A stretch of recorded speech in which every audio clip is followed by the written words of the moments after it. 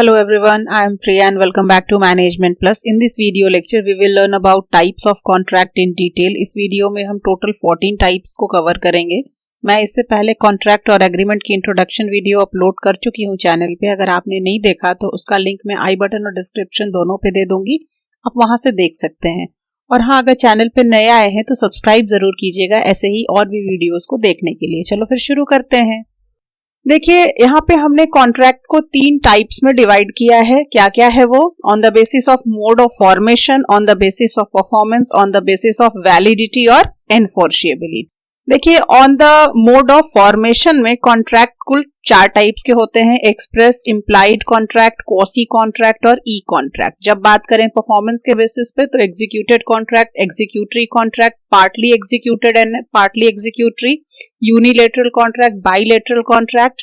Validity और एनफोर्सिएबिलिटी के basis पे valid contract, void voidable contract, illegal agreement, अनएनफोर्सिएबल contract और रिटन कॉन्ट्रैक्ट. ठीक है, क्लियर है? चलिए, फर्स्ट कॉन्ट्रैक्ट जो हमारा है that is express contract, a contract made by word, spoken और रिटन. एक ऐसा कॉन्ट्रैक्ट जो कि वर्ड्स को बोलकर या लिख कर किया जाए, दैट इज एक्सप्रेस कॉन्ट्रैक्ट. मैं लिख करके किसी से कॉन्ट्रैक्ट करूं या मुंह से बोल करके करूं, ऐसे कॉन्ट्रैक्ट को हम एक्सप्रेस कॉन्ट्रैक्ट बोलते हैं. एग्जाम्पल देख लीजिए. A offered to sell his bike for ₹20,000 to B by words of mouth. A ने ऑफर किया B को कि मैं अपनी बाइक 20,000 रुपए में बेच रहा हूं, क्या तुम खरीदोगे? ये उसने मुंह से बोलकर कहा. B जो है वो अग्री करता है कि हाँ ठीक है, मैं 20,000 रुपए में तुम्हारी बाइक को खरीदूंगा. या तो वो बोल कर करे या रिटन वे में इसको अग्री करे, उसको मान ले कि हाँ मैं खरीदूंगा. तो अगर ये दोनों कॉन्ट्रैक्ट में आते हैं तो इस टाइप के कॉन्ट्रैक्ट को आप बोलेंगे एक्सप्रेस कॉन्ट्रैक्ट. दोनों ने ही बोल करके या लिख करके कॉन्ट्रैक्ट में आए हैं ये लोग, that is express contract. Next है हमारा implied contract, contract which are not expressed orally or in written but are reflected in thinking behaviour of parties concerned. एक ऐसा कॉन्ट्रैक्ट जहां पे ना ही कोई पार्टी बोल करके कॉन्ट्रैक्ट में आ रही है ना ही रिटन वे में आ रही है, बल्कि कैसे आ रही है, आप कैसे समझोगे कि ये लोग कॉन्ट्रैक्ट में है?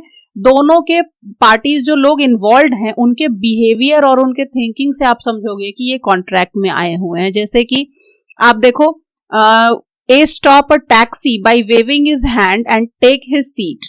There is an implied contract that A will pay the prescribe fair.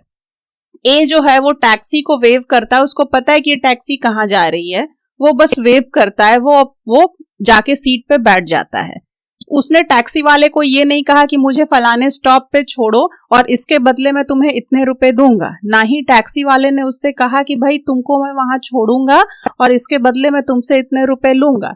Simply ए को पता है ये टैक्सी कहाँ जाती है, वो वेव किया हाथ, टैक्सी को रुकवाया, टैक्सी के सीट पे बैठ गया और टैक्सी चल पड़ी. और जहां पे उस टैक्सी का स्टॉपेज है वो टैक्सी वहां पे उतरी, ए वहां पे उतरा और उसको जो प्रेस्क्राइब फेयर था टैक्सी के ड्राइवर को दिया और चला गया. दैट मीन्स क्या कि ये दोनों ही एक इम्प्लाइड कॉन्ट्रैक्ट में थे. दोनों ने एक दूसरे से कोई चीज बोला नहीं, कोई चीज लिखित तौर पे नहीं दिया. सिंपली इनके बिहेवियर से ये पता चल गया कि ये लोग कॉन्ट्रैक्ट में है. ए का ऑब्लिगेशन बनता था कि जब उसका स्टॉपेज आ जाए तो वो प्रेस्क्राइब फेयर दे दे, और टैक्सी ड्राइवर का क्या ऑब्लिगेशन बनता था कि ए को जहां जाना है, ये टैक्सी जहां जाती है फाइनल जहां पे, वहां तक ए को वो छोड़ दे. दोनों पार्टी का ऑब्लिगेशन था, दोनों ही पार्टी ने ऑब्लिगेशन को फुलफिल कर दिया. That is implied contract. Next है आपका quasi contract. It is a contract in which there is no intention on either party to make a contract, but the law imposes a contract. देखो, दोनों ही party का कोई intention, कोई नियत नहीं होता है कॉन्ट्रैक्ट में आने का. दोनों ही बोथ साइड पार्टी का कोई नियत नहीं होता, लेकिन लॉ कहता है कि आप कॉन्ट्रैक्ट में आए हैं, है ना? थोड़ा सा उटपटांग लग रहा होगा ना. दोनों का ही नियत नहीं है, लेकिन लॉ की वजह से ये कॉन्ट्रैक्ट में आ जाते हैं. जैसे देखो, mister A leaves his good at mister B shop by mistake, then it is to be mister B to return the goods.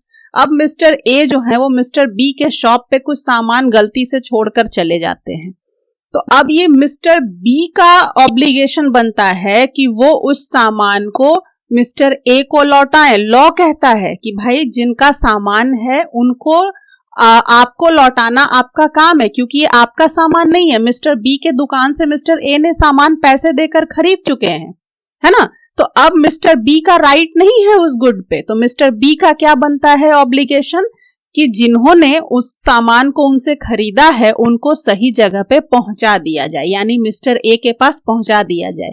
ये मिस्टर बी और ए के बीच में कोई कॉन्ट्रैक्ट नहीं हुआ है, लेकिन लॉ कहता है कि पहुंचाना चाहिए, तो मिस्टर बी उस गुड्स को रिटर्न कर रहे हैं मिस्टर ए के पास। दूसरा एग्जांपल देखिए, आप रास्ते से जा रहे थे, आपको कोई सामान गिरा हुआ मिला, सपोज सर्टिफिकेट्स मिले किसी के, है ना।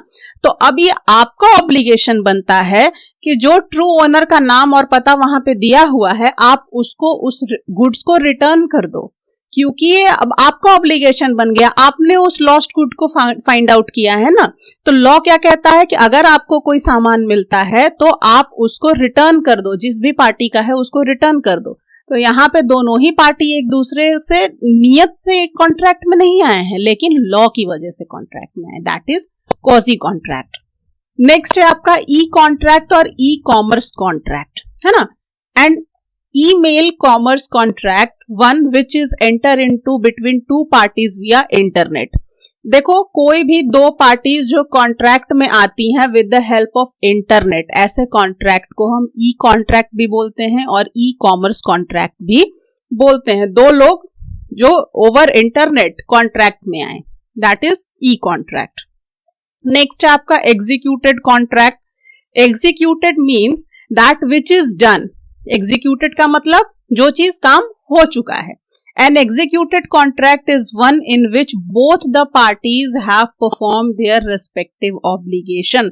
जो भी पार्टी कॉन्ट्रैक्ट में इन्वॉल्व हैं उन्होंने अपने ऑब्लिगेशंस को कंप्लीट कर दिया है, परफॉर्म कर दिया, यानी अपनी जिम्मेदारी निभा दी है। जैसे एग्जांपल ले लीजिए, A agrees to paint a picture for B for ₹100. A agree करता है B के लिए एक पिक्चर पेंट करने के लिए, है ना, 100 रुपए में, है ना। When A paints the picture and B pays the price. अब जैसे ही A ने पिक्चर बना लिया, वो B को सौंप देगा कि भाई तुम्हारा पिक्चर बन गया, ये लो, और B कहे मुताबिक 100 रुपए A को दे दे। That is executed contract. A और B के बीच कॉन्ट्रैक्ट हुआ था, जिस प्राइस के लिए हुआ था, जिस चीज के लिए हुआ था, वो पूरा हो गया। दोनों ही पार्टी ने अपने ऑब्लिगेशन को पूरा कर दिया, अपने जिम्मेदारी को निभा दिया। तो ऐसे कॉन्ट्रैक्ट को हम बोलेंगे एग्जीक्यूटेड कॉन्ट्रैक्ट। नेक्स्ट है आपका executory contract. In executory contract both the parties are yet to perform their promise. दोनों ही पार्टी को अभी प्रॉमिस पूरा करना, अपनी जिम्मेदारी निभाना बाकी है। जैसे एग्जांपल देखिए, A agrees to paint a picture for B for ₹100। पिछला वाला एग्जांपल है हमारा, ए अग्री होता है कि वो बी के लिए पेंट करेगा पिक्चर 100 रुपए में। अभी तक ए ने भी पिक्चर को पेंट नहीं किया, और क्योंकि उसने अभी तक पिक्चर सौंपा नहीं है पेंट करके, तो बी ने भी अभी प्राइस को नहीं दिया, यानी बी ने भी 100 रुपए उसको अभी तक नहीं चुकाए हैं। अभी दोनों का ही जिम्मेदारी बाकी है, दोनों पार्टी को प्रॉमिस पूरा करना बाकी है। ऐसे कॉन्ट्रैक्ट को हम एग्जीक्यूटरी कॉन्ट्रैक्ट बोलते हैं। अब एक और एग्जांपल देख लीजिए, A agrees to engage B as his servant from the next month. देखिए, दोनों के बीच में कॉन्ट्रैक्ट हो चुका है, ए और बी के बीच में। ए कहता है कि भाई तुमको मैं अगले महीने से सर्वेंट रखूंगा, तो अगले महीने से सर्वेंट रखेगा ना। अभी तो ये लोग कॉन्ट्रैक्ट में आ चुके हैं, लेकिन अभी तक कॉन्ट्रैक्ट पूरा नहीं हुआ है, वो अभी सर्वेंट रखा नहीं है, अगले महीने से रखेगा। तो जो अभी तक पूरा नहीं हुआ है दोनों पार्टीज के द्वारा, ऐसे कॉन्ट्रैक्ट को आप एग्जीक्यूटरी कॉन्ट्रैक्ट बोलेंगे। नेक्स्ट है आपका partly executed and partly executory contract. In a partly executed and executory contract, one party has already performed his promise and the other party has yet to execute his promise. एक party ने अपने obligation को पूरा कर दिया, अपनी जिम्मेदारी को निभा दिया, लेकिन दूसरी पार्टी ने अभी तक पूरी जिम्मेदारी नहीं निभाई है। अनुज सेल हिज बाइक टू विवेक। अनुज ने अपनी बाइक किसको बेची? विवेक को। अनुज हैज डिलीवर्ड द बाइक। अनुज ने बाइक बेची है, अनुज ने क्या किया? बाइक को विवेक के घर पे डिलीवर कर दिया, लेकिन विवेक ने अभी तक उसको पैसा नहीं दिया। अनुज और विवेक के बीच बात था, भाई पैसा देगा और मैं तुझे बाइक दे दूंगा। अनुज ने तो अपना प्रॉमिस पूरा कर दिया, उसके विवेक के घर पे बाइक की डिलीवरी कर दी, लेकिन विवेक ने अभी तक पैसा नहीं दिया। तो जब अनुज की बात करें तो अनुज के एंगल से ये एग्जीक्यूटेड कॉन्ट्रैक्ट है, यानी अनुज ने अपना ऑब्लिगेशन पूरा कर दिया। लेकिन विवेक के पार्ट से अगर देखें तो ये एग्जीक्यूटरी कॉन्ट्रैक्ट है, क्योंकि अभी तक उसने प्राइस नहीं दिया, जबकि उसके घर पे बाइक आकर के लग चुकी है ना। तो कहीं ना कहीं ये एग्जीक्यूटेड भी है और कहीं ना कहीं एग्जीक्यूटरी भी है। एक पार्टी ने प्रॉमिस पूरा कर दिया और एक पार्टी ने अभी प्रॉमिस पूरा नहीं किया। That is partly executed and partly executory contract. देखिए नेक्स्ट है हमारा unilateral contract. And unilateral contract is also known as one sided contract, एक तरफा contract. It is a type of contract where only one party has to fulfill his obligation at the time of the contract or before the contract come into existence. अब एक side का contract है, ये ऐसा contract है जहां पे सिर्फ एक पार्टी को अपने ऑब्लिगेशन को फुलफिल करना पड़ता है जब वो कॉन्ट्रैक्ट में आता है। जैसे ही वो कॉन्ट्रैक्ट में आ गया, अब उसका सिंगल पार्टी का ये ऑब्लिगेशन बनता है कि वो उस कॉन्ट्रैक्ट को पूरा करे। अब जैसे एग्जाम्पल देख लीजिए, अनुज प्रॉमिस करता है कि उसके गुम हुए फोन को कोई ढूंढ करके लाएगा तो उसको वो 1000 रुपीज देगा। उसका फोन गुम गया है, अब बी को वो लॉस्ट फोन मिल जाता है। तो जिस समय उस फोन को बी रिसीव कर लेता है ना, उसको ढूंढ लेता है, उसी समय से बी अनुज के साथ कॉन्ट्रैक्ट में आ जाता है और उसी समय से बी का ये ऑब्लिगेशन बनता है कि वो इस फाउंड आउट किए हुए फोन को अनुज को वापस करे। ठीक है, तो यहां पे क्या है, वन साइडेड कॉन्ट्रैक्ट है। एक ही पार्टी जो है वो अपनी ऑब्लिगेशन को फुलफिल कर रहा है जिस समय से वो कॉन्ट्रैक्ट में आया। जैसे ही बी को फोन मिला, अब बी का जिम्मेदारी बनता है कि वो अनुज तक उस फोन को पहुंचाए, ये इसका ऑब्लिगेशन है। और अनुज का क्या ऑब्लिगेशन होगा कि जैसे ही अनुज को वो फोन मिल जाए, अपने प्रॉमिस के अकॉर्डिंग उसको 1000 रुपया दे दे। तो बेसिकली एक ही पार्टी का मेन काम होता है ऑब्लिगेशन को फुलफिल करना जैसे ही वो कॉन्ट्रैक्ट में आता है, तो इसको हम बोलते हैं यूनिलेटरल कॉन्ट्रैक्ट। नेक्स्ट है हमारा bilateral contract. Bilateral contract is one where the obligation or promise is outstanding on the part of both the parties. It is also known as two-sided contract. इसको हम two-sided contract भी बोलते हैं। यहाँ पे क्या होता है, जो ऑब्लिगेशन होता है, जो जिम्मेदारी पूरी करनी होती है, वो कैसी होती है, आउटस्टैंडिंग नेचर की होती है दोनों ही पार्टी के लिए। जैसे देखिए, ए प्रॉमिस करता है बी को कि वो अपने कार को बी को बेचेगा 1 लाख रुपए में, है ना, और कहता है क्या, and agree to deliver the car on the receipt of the payment by the end of the week. Week के एंड में जब पेमेंट रिसीव हो जाएगी तो वो कार की डिलीवरी भी कर देगा। तो ये कॉन्ट्रैक्ट क्या है, बाइलेटरल है। As both the parties have exchanged a promise to be performed within a stipulated time. दोनों ही पार्टी ने एक प्रॉमिस किया है कि भाई तुम मुझे 1 लाख रुपए दे दो इस वीक के अंत तक, और जैसे ही तुम मुझे पैसे दे दोगे मैं तुम्हारी कार को भी डिलीवर कर दूंगा। तो ना ही बी ने एट अ टाइम पेमेंट किया है, ना ही ए ने अभी एट अ टाइम डिलीवरी की है। दोनों ही का जो प्रॉमिस है वो कैसा है, आउटस्टैंडिंग है। दोनों के तरफ से किया गया प्रॉमिस आउटस्टैंडिंग है। That is bilateral contract. Next देखिए, वैलिड कॉन्ट्रैक्ट। हमने सेक्शन 10 पढ़ा था, यानी essential element of a contract पढ़ा था। जितने भी एसेंशियल एलिमेंट्स होते हैं एक वैलिड कॉन्ट्रैक्ट के, अगर एक कॉन्ट्रैक्ट जो पार्टीज इन्वॉल्व हैं कॉन्ट्रैक्ट में वो सारे एसेंशियल एलिमेंट्स को सेटिस्फाई कर रही हैं, तो ऐसे कॉन्ट्रैक्ट को आप वैलिड कॉन्ट्रैक्ट बोलोगे। सारे जो भी एसेंशियल एलिमेंट सेक्शन 10 के अंदर आते हैं उन सभी को जो कॉन्ट्रैक्ट फुलफिल करेगा, ऐसा कॉन्ट्रैक्ट वैलिड कॉन्ट्रैक्ट होता है। नेक्स्ट है आपका void contract. Section 2 subsection J क्या कहता है, a contract which ceases to be enforceable by law becomes void when it ceases to be enforceable.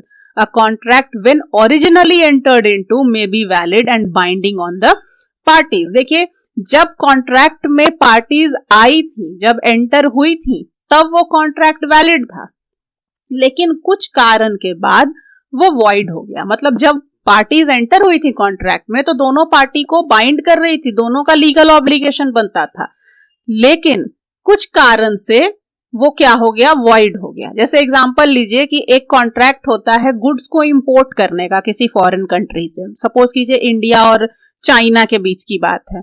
India और चाइना के बीच ये कॉन्ट्रैक्ट होता है गुड्स को इंपोर्ट करने का। तो कुछ दिन के बाद क्या होता है, वार छिड़ जाता है इंडिया और चाइना के बीच में।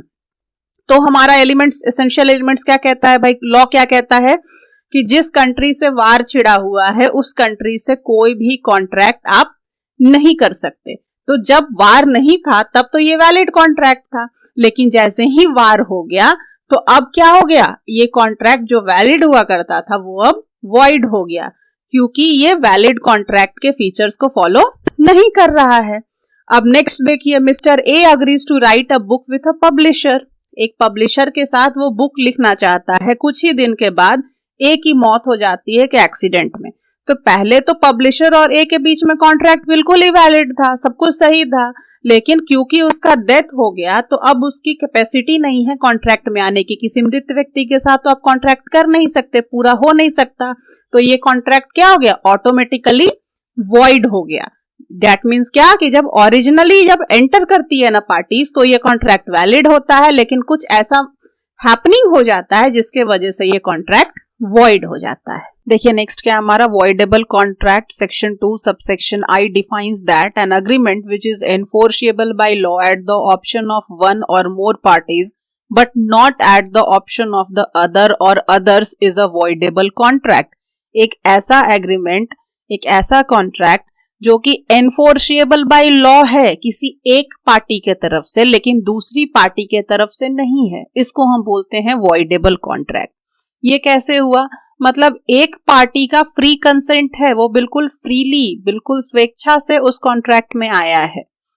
दूसरा पार्टी भी कॉन्ट्रैक्ट में आया है, बिल्कुल ही लीगल ऑब्जेक्टिव है, लीगल चीजें हैं जो कॉन्ट्रैक्ट में आ रही हैं, सब कुछ ऐसा लग रहा है कि ये सारे एसेंशियल एलिमेंट्स को फुलफिल कर रहा है। लेकिन जो दूसरा पार्टी जो इन्वॉल्व है ना, वो फ्री कंसेंट से नहीं आया, उस पे किसी तरीके का दबाव बना करके लाया गया, चाहे वो कॉर्शन हो, अनड्यू इन्फ्लुएंस हो, मिसरिप्रेजेंटेशन हो, फ्रॉड हो, या किसी भी तरीके का प्रेशर बना करके उसको कॉन्ट्रैक्ट में लाया गया है। तो ऐसा अगर कॉन्ट्रैक्ट होता है जहां पे एक पार्टी बिल्कुल फ्री कंसेंट के साथ आ रही है और दूसरे पार्टी को दबाव बना करके कॉन्ट्रैक्ट में लाया गया है, ऐसे कॉन्ट्रैक्ट को हम वॉइडेबल कॉन्ट्रैक्ट बोलते हैं। The parties whose consent is not free may either avoid or repudiate the contract if he so desires or elect to be bound by it. जो पार्टी फ्री कंसेंट से contract में नहीं आ रही है वो अगर चाहे तो इस कॉन्ट्रैक्ट को अवॉइड भी कर सकती है, इसको खंडित भी कर सकती है, या फिर अगर उसका मन है तो इसको आगे भी चला सकती है अगर वो कुछ ना बोले। अब सपोज करो कि मैं किसी के साथ कॉन्ट्रैक्ट में आई, किसी ने मुझ पे दबाव बना करके मेरे साथ कॉन्ट्रैक्ट कर लिया। अगर मैं चाहूं कि नहीं, उसने उस समय तो दबाव बना लिया, लेकिन मैं जाकर के सामने बोलूं कि नहीं भाई मेरे साथ ये जो कॉन्ट्रैक्ट हुआ है मेरे पे प्रेशर बना करके किया गया है, मैं इसमें नहीं बने रहना चाहती, तो मैं उसी टाइम उस कॉन्ट्रैक्ट को क्या कर दूंगी, अवॉइड कर दूंगी, अगर मैं चाहूं तो। लेकिन अगर मैं ना चाहूं तो सब कुछ जब लीगल है तो मैं कुछ नहीं बोलती तो वो कॉन्ट्रैक्ट क्या हो जाएगा, आगे इनिशिएट कर जाएगा, है ना। Avoidable contract continues to be valid till it is avoided by the party entitled to do so. वो वॉइडेबल कॉन्ट्रैक्ट तब तक वैलिड रहेगा जब तक जिस पार्टी का फ्री कंसेंट नहीं है वो पार्टी उसको अवॉइड ना करे। जब तक मैं बोलूंगी नहीं कि हाँ मेरे साथ ये प्रेशर देकर के कॉन्ट्रैक्ट किया गया है, तब तक ये वॉइडेबल नहीं होगा, क्योंकि वो देखने में तो वैलिड ही लग रहा है। अब जैसे देखिए example, A promise to sell his car to be for ₹20,000। A ने प्रॉमिस किया बी को 20,000 रुपए में अपनी कार को बेचने के लिए। His consent is obtained by use of force. A ने अपने मन से अपनी कार 20,000 रुपए में बी को नहीं बेची है, फोर्सफुली उसको धमकी दे करके या किसी प्रेशर में ला करके इस कॉन्ट्रैक्ट को करवाया गया है। तो अब ए अगर चाहे तो वो ये बोल सकता है जाकर के कोर्ट में कि भाई मेरे साथ प्रेशर दे करके ये कॉन्ट्रैक्ट किया गया, मैं नहीं चाहता इस कॉन्ट्रैक्ट में रहना, तो वो उसी टाइम क्या हो जाएगा, वॉइडेबल हो जाएगा। लेकिन जैसे ही वो कुछ नहीं बोला, चुप रह गया, तो ये एक वैलिड कॉन्ट्रैक्ट हो जाएगा। The contract is voidable at the option of A. A के तरफ से क्या है, ये एक वॉइडेबल कॉन्ट्रैक्ट है क्योंकि ये उसके फ्री कंसेंट से नहीं किया गया। ठीक है, अगर वो अवॉइड करना चाहे तो इसको कर सकता है, लेकिन अगर ये नहीं करेगा तो ये एक वैलिड कॉन्ट्रैक्ट हो जाएगा। हमने पढ़ा ना कि एक पार्टी के तरफ से ये वॉइडेबल होता है, एक पार्टी के तरफ से एनफोर्सेबल होता है, वो बिल्कुल ही फ्रीली रहता है, लेकिन एक पार्टी के तरफ से ये वॉइडेबल रहता है क्योंकि उसका कंसेंट फ्री नहीं रहता। नेक्स्ट देखिए, that is illegal agreement. Illegal agreement क्या है?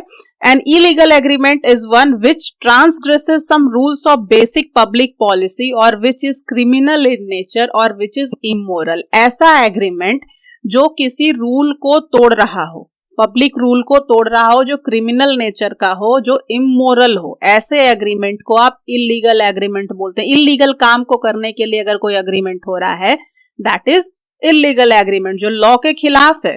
In fact, even associated with contracts cannot be enforced. Contract which are opposed to public policy or immoral are illegal. अगर इस टाइप के अग्रीमेंट से associated भी कोई कॉन्ट्रैक्ट होता है, कोई कोलेटरल कॉन्ट्रैक्ट भी होता है, तो वो भी इलीगल ही माना जाएगा। जैसे एग्जांपल देखिए, बी बोरो करता है ए से 5,000 रुपए, तो इसमें क्या इलीगल काम है? कोई इलीगल नहीं है, ये बिल्कुल ही सही कॉन्ट्रैक्ट है। बी ने 5,000 रुपए लिए ए से, ठीक है, ये नॉर्मल कॉन्ट्रैक्ट है। लेकिन ये जो 5,000 रुपए लोन लिए जा रहे हैं ना ए से, वो किस लिए लिए जा रहे हैं? किसी प्रोहिबिटेड गुड्स को खरीदने के लिए, इंपोर्ट करने के लिए, है ना।